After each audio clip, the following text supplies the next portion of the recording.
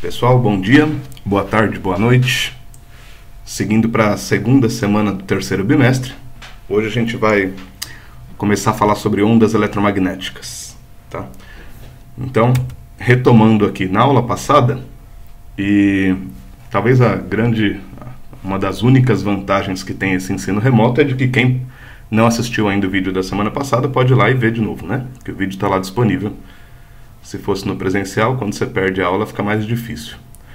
Mas tem muito mais prejuízo do que benefício, né? Enfim, no vídeo passado, o que a gente conversou? Sobre o que são interações naturais.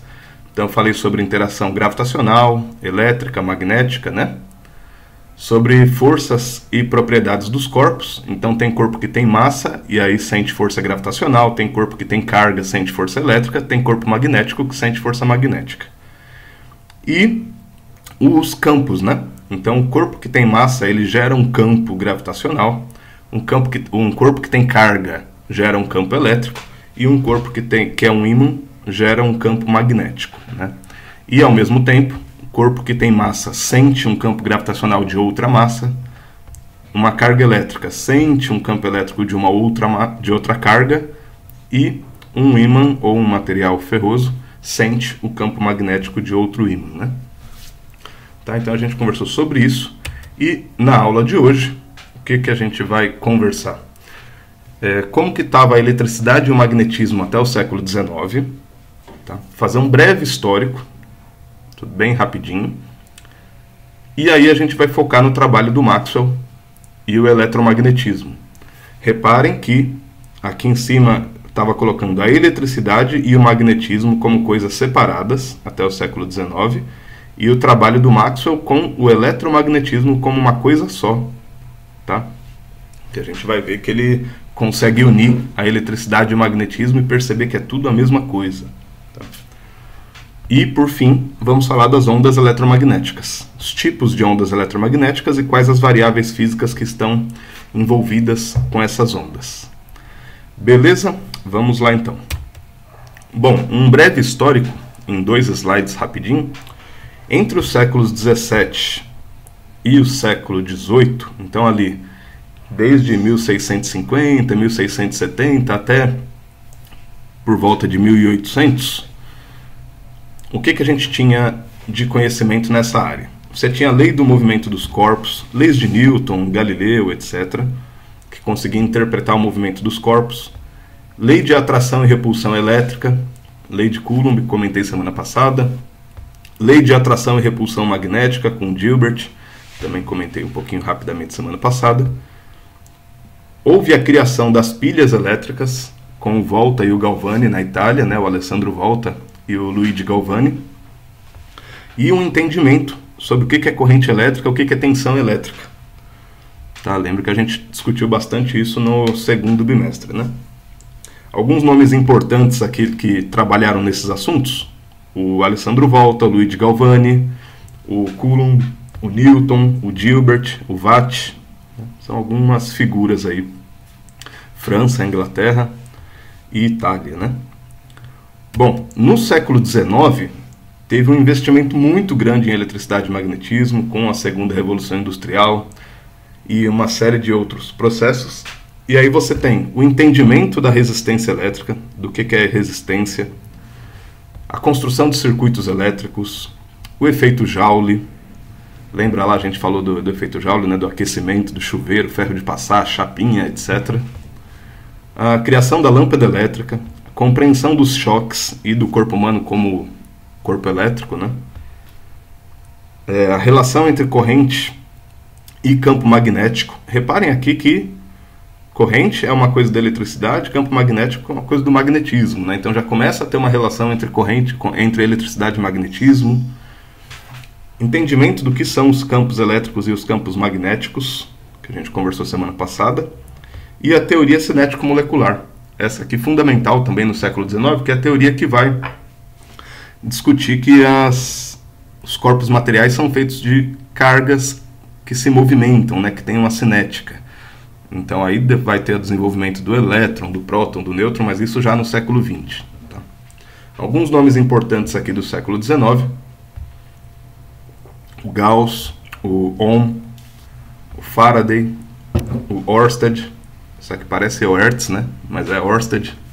Deve ser primo. O Ampère, o Joule, o Maxwell. Então, várias figuras aqui que trabalharam com eletricidade e magnetismo no século XIX, além de mais uns 50 que eu poderia citar aqui, né? Tudo bem? E aí, desse mar de conhecimentos sobre eletricidade e magnetismo, aparece uma figura, que é o Maxwell, que do meio para o final do século XIX, vai entender que eletricidade e magnetismo são frutos de um mesmo fenômeno, que é o eletromagnetismo. Vamos tentar entender como que ele chega nisso.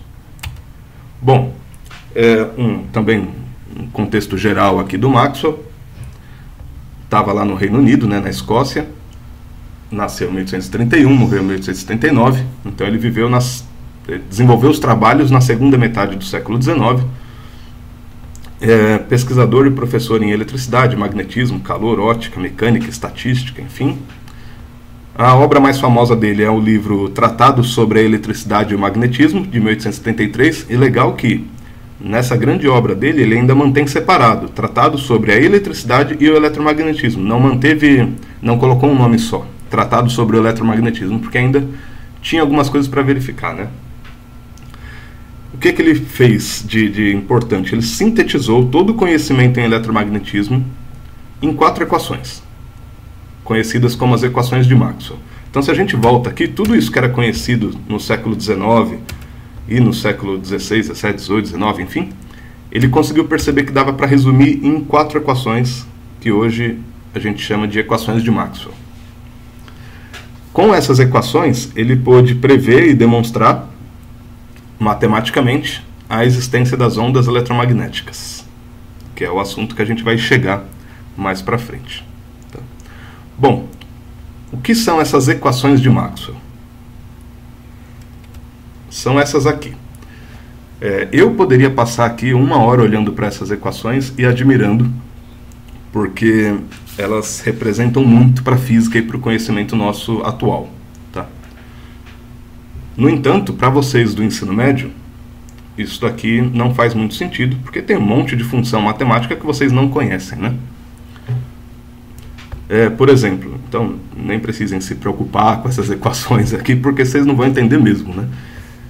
Vocês ainda não sabem o que é uma integral tripla, que é isso aqui, o que é uma integral dupla fechada, o que é um ds, um dl, um dt. Vocês não sabem o que é um divergente, um rotacional, um fluxo, um ΔE, ΔT, enfim. Tem uma série de questões aqui que vocês não entendem e só vai entender quem for para a área de exatas no ensino superior. Quem quiser ir para física, para engenharia, para matemática, enfim, aí vai entender essas coisas, tá? A gente não vai trabalhar com esses cálculos, obviamente, mas a gente tem que entender o que significa cada uma dessas equações. São 4 equações, tá? Que está escrita com 2 linguagens matemáticas diferentes. Então é aqui 1, 2, 3, 4 equações, só que escritas da forma integral e escritas da forma diferencial. Isso não importa agora. O que importa é a gente entender o significado delas, tá? Então vamos lá. Aliás, vou voltar aqui, é bonita, né? Não fica bonita assim essa imagem com as equações, mas enfim, vamos lá. Resumidas as equações, o que elas significam? Tá? Então a primeira equação significa assim, ela ficou conhecida como lei de Gauss, né? Lei de Gauss da eletricidade. Diz que carga elétrica gera campo elétrico. Tá? Isso a gente já conversou semana passada, né? Diz que uma carga elétrica gera em volta dela um campo elétrico e sente um campo elétrico de uma outra carga. É isso que está escrito nessa primeira equação. Uma carga elétrica aqui, se tiver no vácuo, gera um campo elétrico em volta dela. Tá? Segunda equação, lei de Gauss do magnetismo. Ela diz que não existe monopolo magnético. Ou seja, não existe um ímã só norte ou só sul. Todo ímã tem os 2 polos, norte e sul. Isso é fundamental, tá? Para a gente entender até as outras equações. O Gauss já tinha percebido isso e o Maxwell conseguiu entender que estava todo mundo falando a mesma coisa aqui.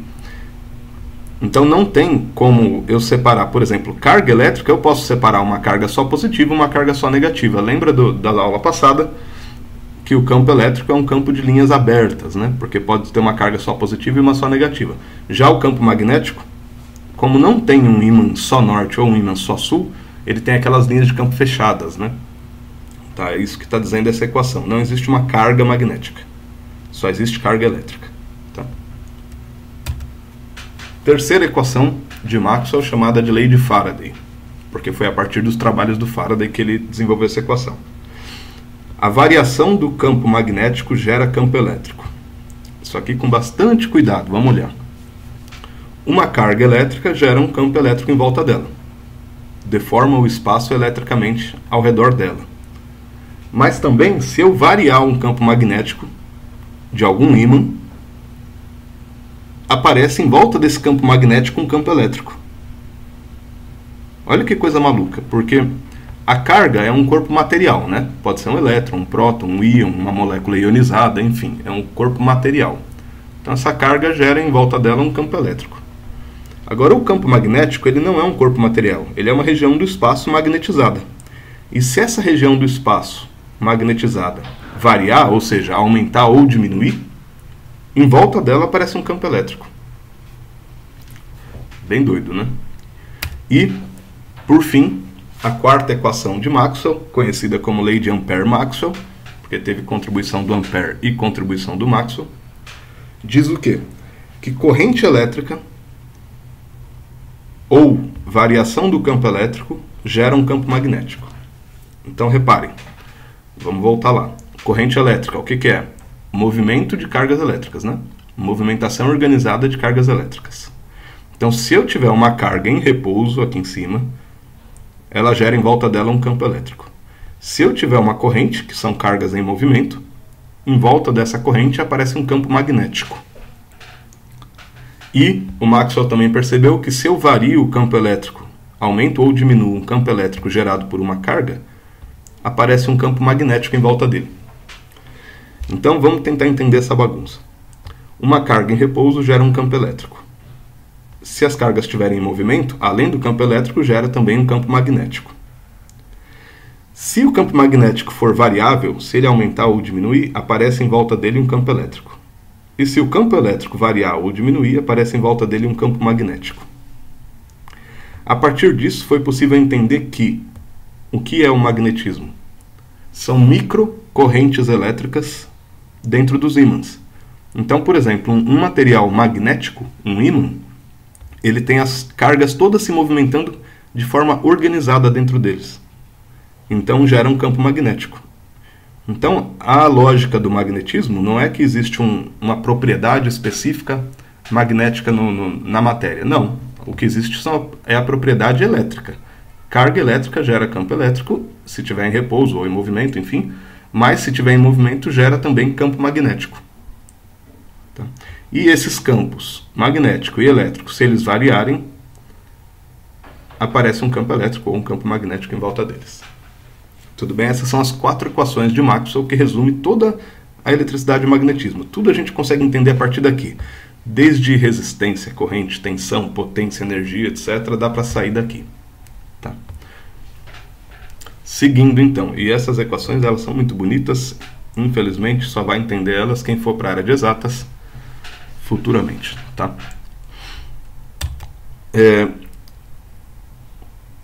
E as ondas eletromagnéticas então? Ficou um número pendurado aqui embaixo, não era para ele ter ficado, mas depois eu explico.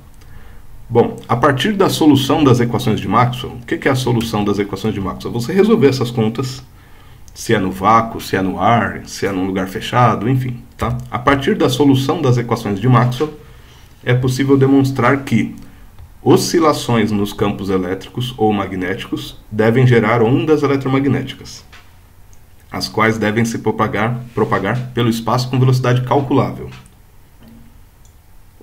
Lembrem lá do começo do ano, se vocês fizerem um esforço, parece que foi há 10 anos atrás, mas se vocês lembrarem lá de fevereiro, quando eu tenho um oscilador, alguma coisa que oscila, que vibra de forma periódica, repetitiva, ela pode gerar uma onda, né? Se você oscila um campo elétrico ou um campo magnético, isso deve gerar uma onda eletromagnética. Lembra disso aqui, ó. Por quê? Se a variação do campo elétrico gera um campo do magnético gera um campo elétrico e a variação do elétrico gera um campo magnético, se eles forem variáveis de forma oscilante, um vai gerar o outro vai gerar o um vai gerar o outro vai gerar o um infinitamente e vai ter uma onda eletromagnética. E essas devem se propagar com uma velocidade calculável.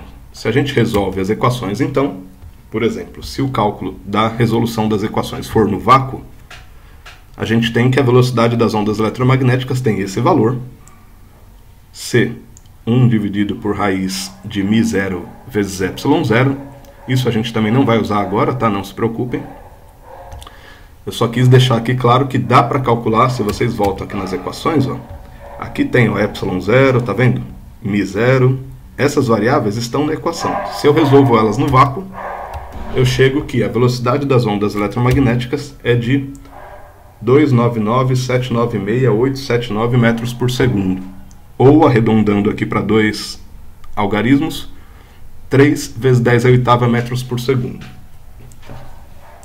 Esse valor é um valor bem... já era bastante conhecido, né, no século XIX, né? Do que ele se trata, né? Então, palavras do Maxwell aqui, abre aspas.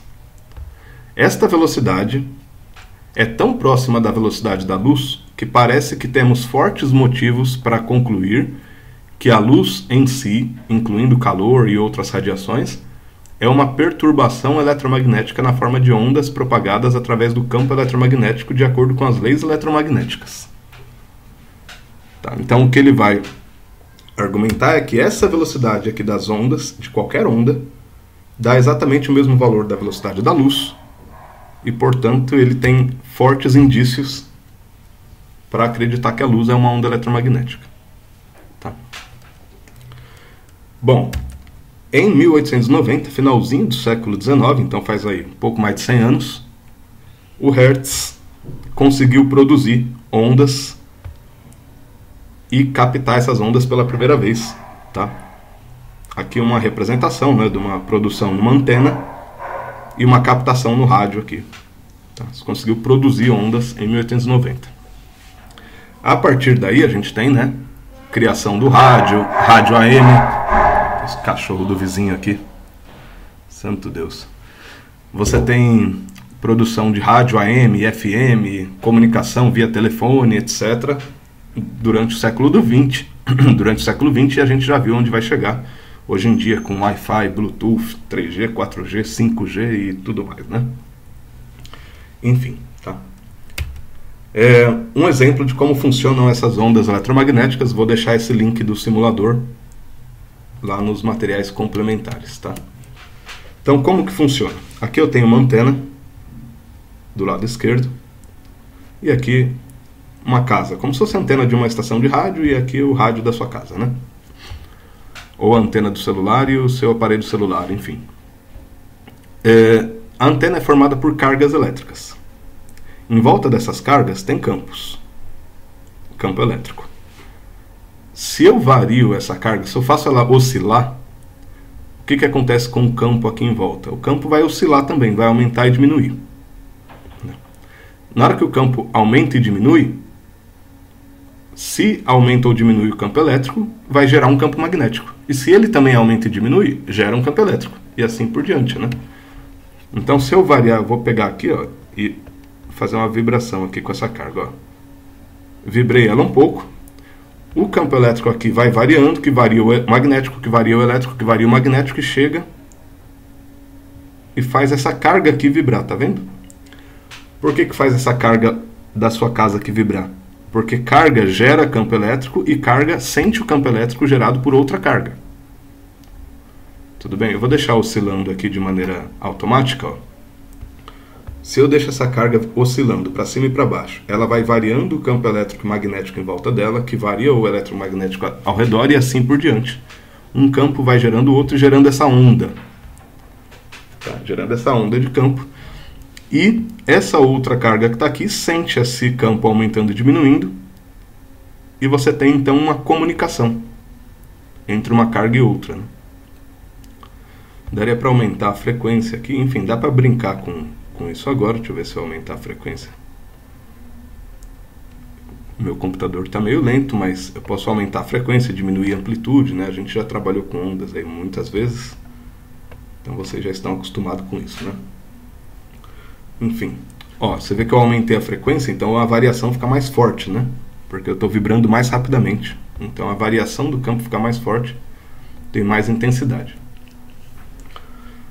Beleza? Dá para vocês brincarem com isso bastante depois.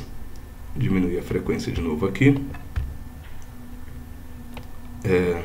No meu outro computador fica mais rapidinho, aqui esse aqui está lento demais. Eu posso colocar em formato de curva também, ó. Tá. Lembra que na prática o que acontece? O que eu enxergo é isso, né? A gente não enxerga campo elétrico e magnético de ondas do tipo de rádio, de celular, enfim. Mas a gente representa ou assim com o campo cheio, ou assim com a curva, tá? De uma carga se comunicando com a outra. Beleza? Beleza, então, vamos voltar lá. Quais as consequências, então, dessas 4 equações de Maxwell e da produção pelo Hertz no finalzinho do século XIX? Primeiro, eletricidade e magnetismo são fenômenos de mesma natureza. Tá? Não são fenômenos de natureza diferente. Por exemplo, a gravitação parece que é algo diferente. Agora, eletricidade e magnetismo são a mesma coisa. Uma das questões que os físicos hoje buscam é tentar unificar eletricidade e magnetismo, né? Aliás, eletromagnetismo e gravitação. Mas ainda não foi possível, né? Campos elétricos ou magnéticos variantes geram outros campos. Campos oscilantes geram campos oscilantes, que é o princípio das ondas eletromagnéticas que eu acabei de demonstrar. Outra consequência, a luz é uma onda eletromagnética. E a velocidade da luz e de qualquer outra onda eletromagnética é constante. Se for no vácuo, 3 vezes 10 à oitava metros por segundo. Beleza? Vamos falar das ondas então, vou fazer um outro vídeo para não ficar muito longo.